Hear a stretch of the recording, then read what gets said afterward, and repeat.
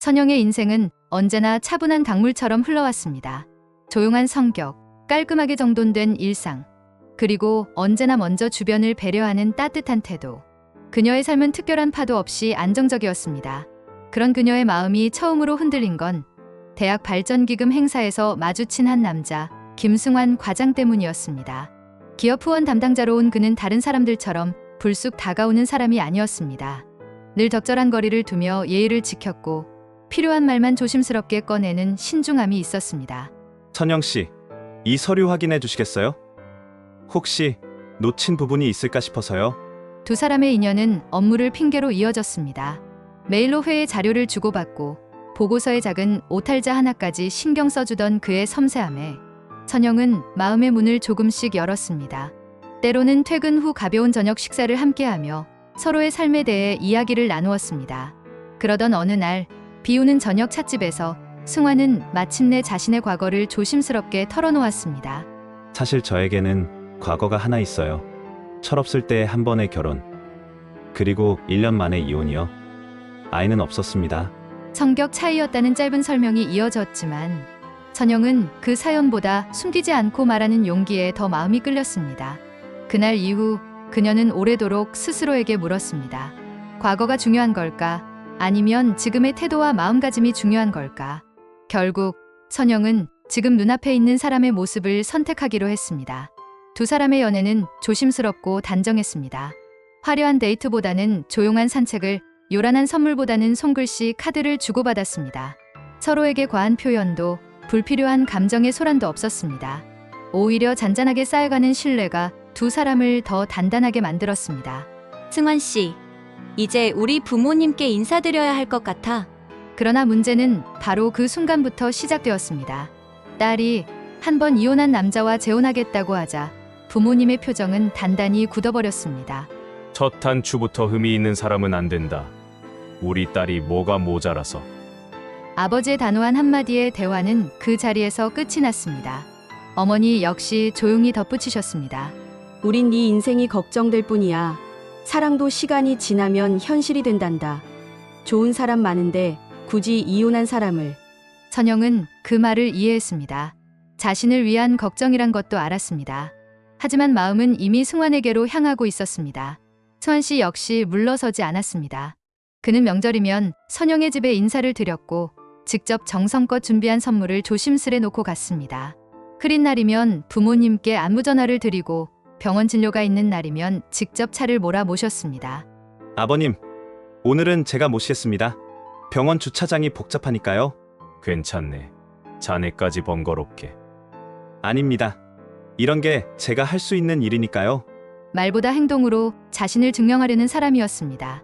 묵묵히, 꾸준히 진심을 담아 그의 그런 꾸준함이 결국 부모님의 단단한 마음을 조금씩 녹여놓았습니다. 처음엔 문전박대하듯 쫓아내던 아버지가 어느 날 저녁 식탁에서 불쑥 말했습니다. 그 사람, 나쁜 사람 같지는 않더라. 적어도 예의는 바르고. 그 한마디에 어머니의 표정도 조금씩 누그러졌습니다. 승환이 사온 과일을 깎으며 이제는 가끔 미소도 지었습니다. 시간이 지나면서 두 집안의 거리는 점점 좁아졌습니다. 명절날 함께 차를 마시며 담소를 나누고 서로의 취향과 생활 방식을 알아가게 되었습니다.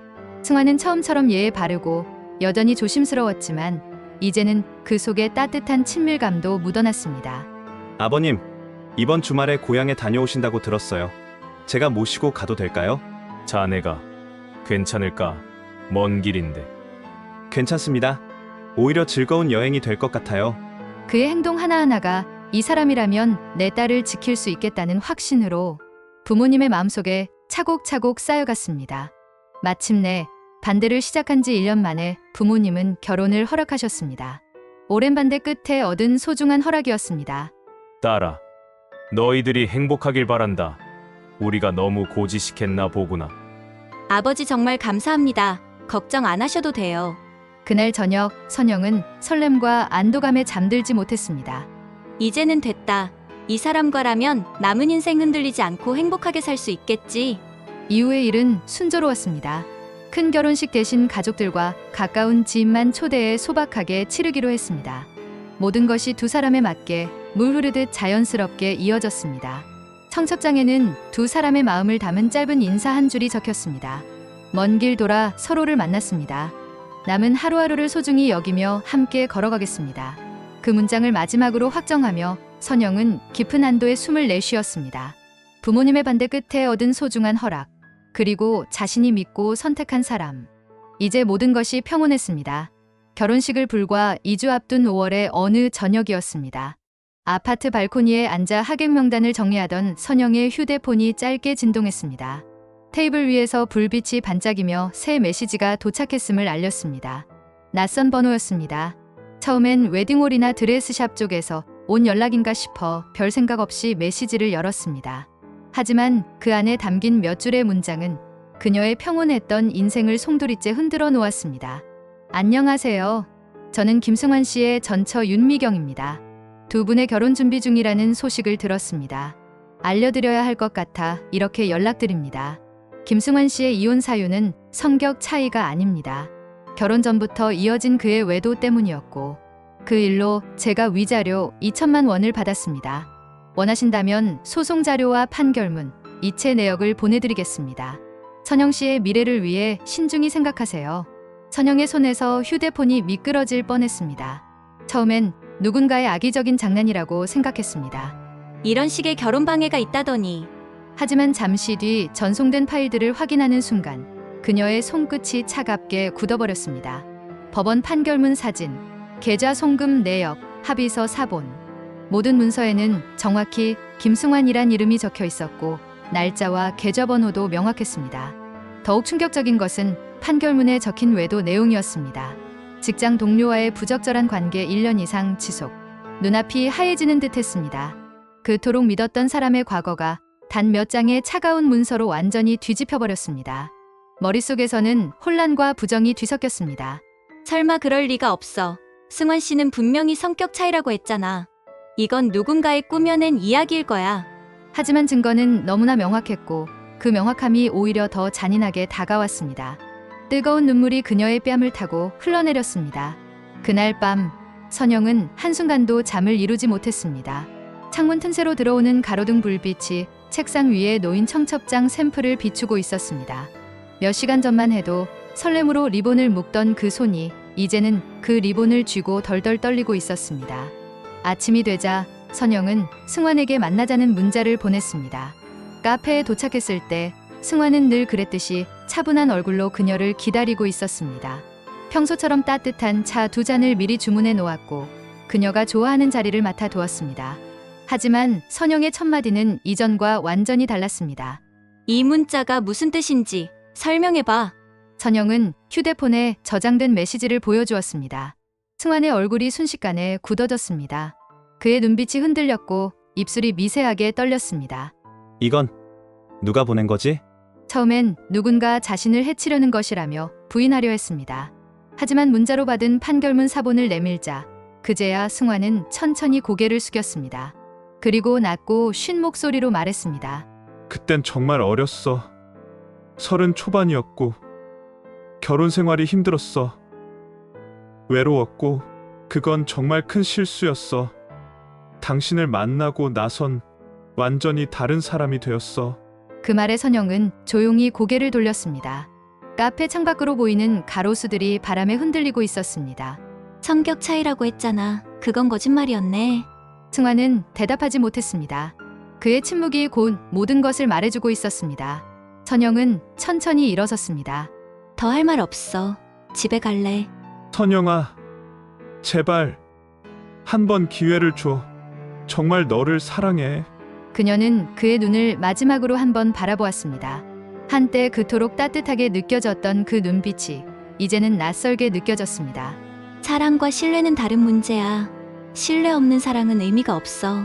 그날 이후 선영의 하루는 무너진 성벽처럼 허물어져 갔습니다.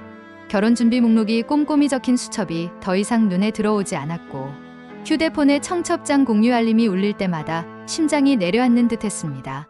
한때 누군가에게 축하받던 그 모든 일들이 이제는 부끄러운 흔적처럼 느껴졌습니다. 며칠 뒤 그녀는 부모님께 모든 사실을 말씀드렸습니다. 어머니는 말을 잊지 못하고 한참 동안 딸의 손만 꼭 잡고 계셨고 아버지는 베란다에 나가 담배만 길게 피우셨습니다. 부모님 댁에서 돌아온 그날 선영 씨는 결혼 준비 서류들을 하나씩 꺼내 정리했습니다. 청첩장은 찢어 모아 휴지통에 넣었고 웨딩드레스 예약표는 서랍 깊숙이 접어 넣었습니다. 전화기를 꺼두고 한참을 거실 소파에 앉아 있었습니다. 무너진 건 결혼이 아니라 믿음이었습니다. 승환의 전화는 끊임없이 왔습니다. 부재중 전화만 수십 통의 문자도 수시로 왔습니다. 제발 한 번만 더 만나줘. 모든 걸 설명할게. 당신 없이는 살 수 없어. 하지만 선영은 어떤 연락에도 답하지 않았습니다. 한때 그가 보이던 진심이 이제는 그저 변명처럼 들렸기 때문입니다. 이미 깨진 거울은 다시 붙인다 해도 그 금이 사라지지 않는 법이니까요. 결혼식까지는 아직 열흘이 남아 있었습니다. 하지만 그녀의 마음속에서는 이미 이혼보다 더 아픈 결별이 시작되고 있었습니다. 사랑을 잃는 건 괴로웠지만 자신의 가치와 존엄성을 잃는 건 더 큰 고통이었으니까요. 며칠 뒤 승환은 그녀의 아파트 앞에 서 있었습니다. 비에 젖은 채 손에는 작은 꽃다발을 들고 있었습니다. 하지만 선영은 창문을 통해 그를 바라보기만 했습니다. 문을 열지 않았습니다. 그녀는 이제 자신만의 선택을 할 준비를 하고 있었습니다. 고통을 감당하고 새로운 시작을 위해 마음을 정리하는 시간이 필요했습니다. 이제 남은 건 마지막 선택뿐이었습니다. 결혼을 진행할 것인가, 아니면 모든 것을 내려놓을 것인가. 그 선택의 순간이 다가오고 있었습니다. 결혼식까지 딱 일주일이 남은 날이었습니다. 선영은 마음을 정리한 듯 단정한 옷을 차려입고 카페에서 승환을 마주했습니다. 오랜만에 보는 그의 얼굴은 피곤해 보였고 눈빛에는 불안과 두려움이 엿보였습니다. 하지만 선영의 표정은 어느 때보다 또렷했습니다. 그녀는 말없이 가방에서 서류 봉투를 꺼내 테이블 위에 놓았습니다. 그 안에는 결혼계약 해지서, 예식장 계약 취소 요청서가 들어 있었습니다. 승환은 손을 뻗어 서류를 만지다 말고 멈췄습니다. 한참을 침묵하더니 마침내 입을 열었습니다. 선영아, 정말 미안해. 내가 당신을 얼마나 진심으로 생각했는지. 하지만 그의 말은 그녀의 단호한 목소리에 잘렸습니다. 진심이 거짓 위에서 시작될 순 없어. 당신은 과거를 숨겼고 그건 실수가 아니라 의도적인 선택이었어. 승환은 어깨가 축 처진 채 고개를 숙였습니다. 그녀는 의자를 밀고 일어섰습니다. 주변의 커피 향이 낯설게 느껴졌습니다. 한때 함께 마시던 따뜻한 아메리카노도 이제는 입안에서 쓴맛으로만 남았습니다. 그날 저녁 선영은 부모님 댁을 찾았습니다. 자그마한 식탁 위에는 아버지가 끓인 찻잔에 김이 모락모락 올라오며 놓여 있었습니다. 어머니는 한참을 말없이 그녀의 손만 잡고 계셨습니다. 결혼식 취소했다며? 아버지가 조용히 물었습니다. 네. 더는 믿을 수 없었습니다. 선영의 목소리는 의외로 단단했습니다. 아버지는 찻잔을 들며 고개를 끄덕였습니다. 잘했다. 넌 이제부터 네 인생을 선택해라. 우리는 늘 네 편이야. 그 말에 선영은 눈물을 흘렸습니다. 어머니가 조용히 그녀의 등을 쓰다듬었습니다. 한 달 후 선영은 10년간 일했었던 대학교 행정실에 사직서를 냈습니다. 동료들은 놀라워했지만 그녀의 결정은 확고했습니다. 그리고 그동안 미뤄왔던 일을 시작했습니다. 오랫동안 꿈꿨던 도자기 공방 창업이었습니다. 처음엔 망설이던 사람들도 차츰 그녀의 도자기 클래스에 모여들기 시작했습니다. 흙을 만지며 자신의 모양을 찾아가는 과정이 선영 씨에게는 치유의 시간이었습니다. 그리고 그 과정을 사람들과 나누는 것이 큰 기쁨이 되었습니다. 선생님, 어떻게 이렇게 아름다운 작품을 만드세요? 한 학생이 물었습니다. 선영 씨는 미소 지었습니다. 시간이 흐르며 파혼에 대한 소문은 조용히 잦아들었습니다. 누군가는 그녀의 결정을 안타깝다고 했지만 정작 선영 씨는 그 어느 때보다 자유롭고 충만했습니다. 가을이 깊어갈 무렵 공방 창문 너머로 단풍잎이 흩날렸습니다. 작업을 마치고 선영 씨는 따뜻한 차 한 잔을 내렸습니다. 그녀는 도자기 잔을 들어 조용히 미소 지었습니다. 다시 시작해도 괜찮아. 그녀가 만든 도자기처럼 그녀의 삶도 이제 자신만의 형태로 단단하게 빚어지고 있었습니다.